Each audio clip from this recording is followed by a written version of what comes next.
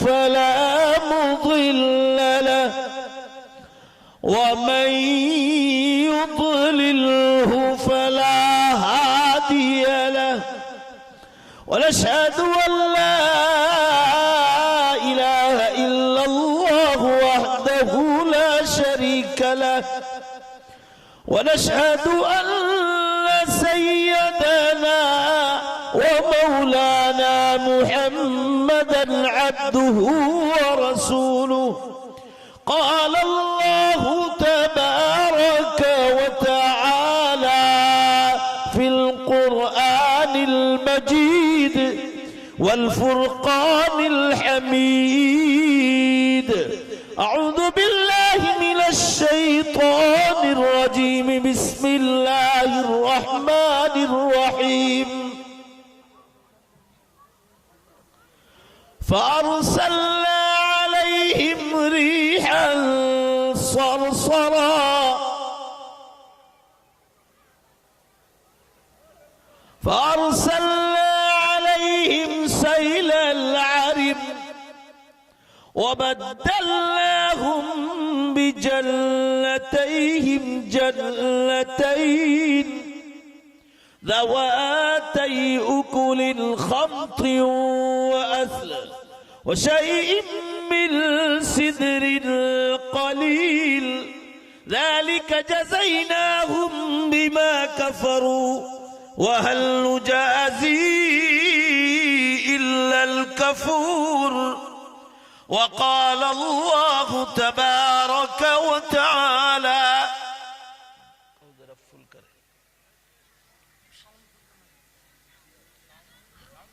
وما كان لمؤمن ولا مؤمنة إذا قضى الله ورسوله أمرا أن يكون لهم الخيرة من أمرهم وقال الله تبارك وتعالى شهر رمضان الذي أنزل فيه القرآن هدى للناس وبينات من الهدى والفرقان وقال النبي صلى الله تعالى عليه وسلم الدنيا مزرعة الآخرة صدق الله مولانا العظيم وصدق رسوله النبي الأمي الكريم ونحن على ذلك لمن الشاهدين والشاكرين والحمد لله رب العالمين। जोर से एक बार दरूद शरीफ पढ़ लो। अल्लाहुम्मा सल्ली अला सय्यिदना व नबियना व शफीअना व हबीबना व सनदना मौलाना मुहम्मद सल्लल्लाहु अलैहि वसल्लम। बुजुर्गान मोहतरम, अजीज नौजवानों, पर्दे में बैठकर सुनने वाली अजीज बहनों और माओ, अभी आपने बंगाली जुबान में हजरत मौलाना से 1-1.25 घंटे तक तकरीर सुनी। अल्लाह हम सबको अमल की तौफीक अता फरमाए। अब आपको ये तकरीर उर्दू जबान में सुननी है और सीखनी है, समझनी है और अमल करनी है। जरा पूरा मजमा, कोई भी आवाज बाकी बचनी नहीं चाहिए। पूरा मजमा जोर से इंशाअल्लाह बोलो कि ध्यान से सुनेंगे। अल्लाह तौफीक अता फरमाए। मैंने इस वक्त जो आयत करीमा पढ़ी है, सबसे पहले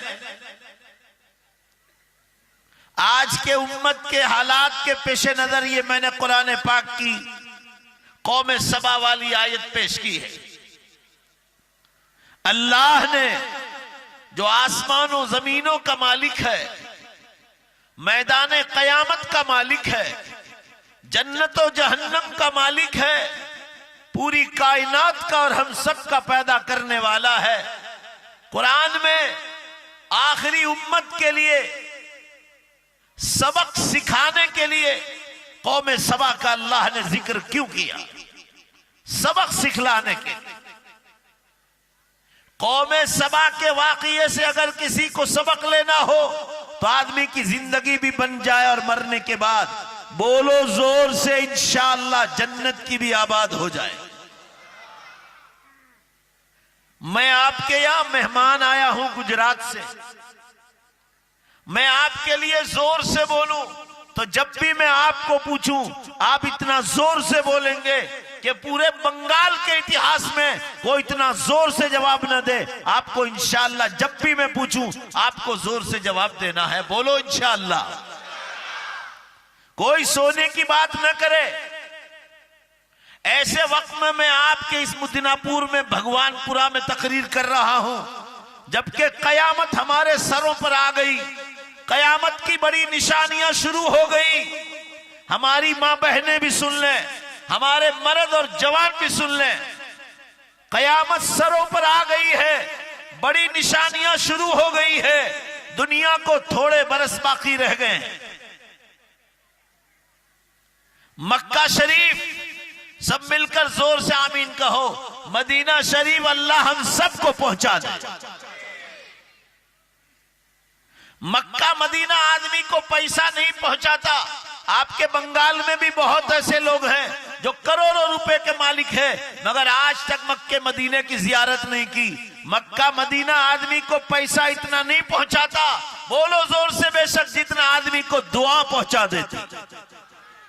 जैसी दुआ मांगोगे ना अल्लाह आपके लिए मक्का शरीफ मदीना पाक पहुंचाने के रास्ते आसान करे। चलो जल्दी से अगर सच्चे मुसलमान हो हाथ ऊंचे करो। किस किस को मक्का शरीफ मदीने जाने की तमन्ना है? बोलो इंशाअल्लाह। अल्लाह मैं मुसाफिर हूं, दुआ करता हूं, आप आमीन कहो। अल्लाह हम सबको पूरी उम्मत को वहां पहुंचा दे।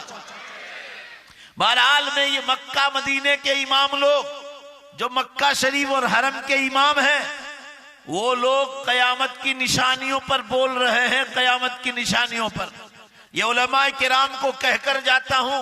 इंटरनेट पर अरफात के मैदान में जो इस साल खुतबा हुआ उसमें के इसके इमाम है हरम शरीफ के शेख माहिर अल-मुआइकली हफिज़हुल्लाह।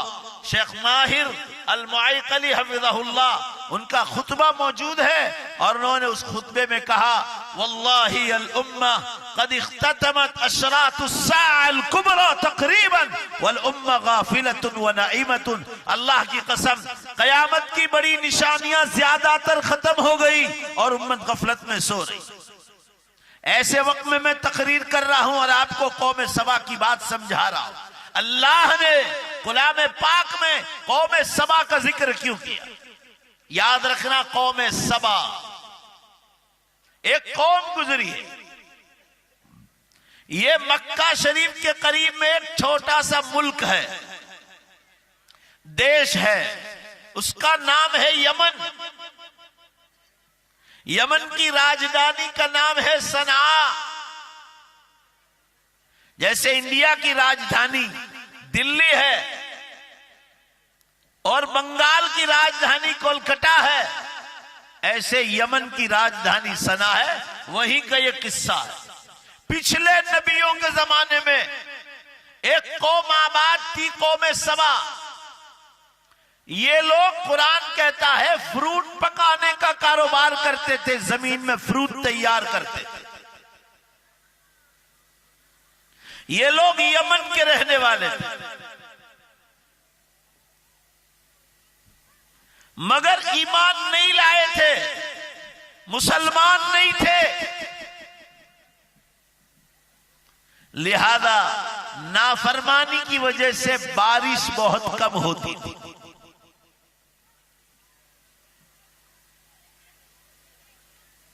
यमन बहुत छोटा सा मुल्क है मक्के के पास। यमन की और यमन के मुसलमानों की रसूलुल्लाह सल्लल्लाहु अलैहि वसल्लम ने बड़ी तारीफ बयान की। जो हजरात मिशकात शरीफ पढ़ाते हैं, साहिब मिशकात ने मुस्तकिल बाब बांधा है और आप सल्लल्लाहु अलैहि वसल्लम यमनियों के बारे में इरशाद फरमा रहे अल ईमानु यमानुन, ईमान तो यमनी लोगों का है। वल हिकमतु यमानियतुन, हिकमत भरी बातें तो यमनी लोग करते हैं।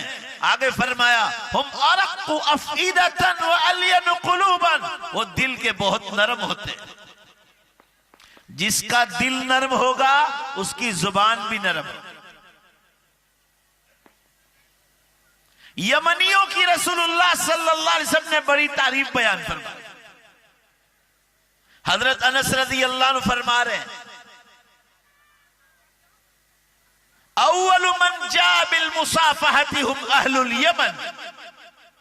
हुजूर सल्लल्लाहु अलैहि वसल्लम ने फरमाया, मेरी उम्मत में सलाम अलैकुम व अलैकुमुस्सलाम का हुक्म तो अल्लाह ने आसमानों से दिया, मगर हाथ से हाथ मिलाने की सुन्नत अल्लाह ने पहले से यमनियों से शुरू करवाई। ये यमन की कौम का तस्करा करता हूं। ये लोग पहाड़ों के पीछे रहते थे। पहाड़ों की वजह से समंदर से जो सैलाब आता था, वो सैलाबी तूफान से पहाड़ की वजह से बच जाते थे। ईमान नहीं लाए थे, मुसलमान नहीं थे। ये पिछले नबियों के जमाने का वाकया है। अल्लाह ने इस कौम की हिदायत का फैसला किया। कुरान में अल्लाह ने फरमाया, मन युद्लिलिल्लाहु फला हादिय लहु व मन यहदिल्लाहु फमा लहु मिन मुदिल। बोलो जोर से, बेशक अल्लाह जिसको हिदायत देना चाहे उसको कोई गुमराह नहीं कर सकता। जोर से बोलो। और अल्लाह जिसको गुमराह कर दे उसको कोई हिदायत नहीं दे सकता। अल्लाह ने यमन की इस कौम सबा की हिदायत का फैसला किया। एक नबी को भेजा, जाओ इनको समझाओ। दिल के नरम थे, अभी मैंने आपको बतलाया। नबी की बात समझ में आ गई कि कल मरना है। आखिरी नबी मोहम्मद सल्लल्लाहु अलैहि वसल्लम आएंगे, उन पर कुरान उतरेगा और उनकी उम्मत आखिरी उम्मत होगी, फिर कयामत आ जाएगी। और जो ईमान वाला होगा वो जन्नत में जाएगा। जन्नत सातों आसमान के ऊपर है और जहन्नम सातों जमीन के नीचे बनाई अल्लाह ने। आमीन कहो जोर से। अल्लाह पूरी उम्मत की जहन्नम से हिफाजत फरमा। कौमे सबा ईमान ले आई। मिदनापुर, भगवानपुरा और अतराफ के मुसलमानों ईमान ले आई कौमे सबा। अब सुनो जरा कुरान क्या कहता है उनके बारे में, और रसूलुल्लाह सल्लल्लाहु अलैहि वसल्लम ने तफसील से उसको समझाया। बिल्कीस नाम की औरत का जिक्र, बिल्कीस नाम था। एक औरत गुजरी है, मलिके सबा, कौमे सबा की बादशाह गुजरी है। बिल्कीस नाम था, जिसका जिक्र हजरत सुलेमान अलैहिस्सलाम के वाकये में आता है। ये बिल्कीस भी कौम यमन की औलाद में थी, कौम सबा की औलाद थी। अब ध्यान से जरा सुनो। जब ये कौम ईमान ले आई, ला इलाहा इल्लल्लाह का कलमा पढ़ा अपने नबी के जमाने का, तो अल्लाह ने, ध्यान से सुनो, उन पर 10-10 नेमतें उतारी। 10-10 नेमतें उतारी। आप गिनो जरा और याद रखना और उम्मत तक ये बात पहुंचाओ कि ईमान लाने के बाद अल्लाह ताला अपने बंदों से कितना खुश होता है। आज भी कुरान पाक में लिखा है, वकान बिल मुमिनीन रहीमा। बोलो इंशाअल्लाह, अल्लाह अपने ईमान वालों के साथ रहम करने वाला है। दुनिया से और हिंदुस्तान से इन मुसलमानों को दुनिया की कोई ताकत खत्म नहीं कर सकती। बोलो बेशक, जिसके साथ अल्लाह हो उसको कोई खत्म नहीं कर सकता। छोटे मोटे हालात आते रहते हैं, हमारे गुनाहों का भी नतीजा होता है। कभी अल्लाह की तरफ से परीक्षा और एग्जाम और इम्तिहान होता है। बाकी दिल में इत्मीनान रखो, हम मुसलमान बरसात के मौसम में हुकूमत जो दरख्त काटती है, जितना बरसात होता है दरख्त फैलते जाते हैं, यहां तक के रास्तों पर आ जाते हैं, और जितना बागबान और माली उस झाड़ को काटता है, बरसात के मौसम में उतने ही वो झाड़ बढ़ते ही जाते हैं। हम मुसलमान तो लगाओ नारा, अगर कोई सच्चा मुसलमान है तो बरसात के मौसम में बढ़ने वाले दरख्तों के मानिंद है। तुम जितना काटोगे हम उतना ही बढ़ते जाए।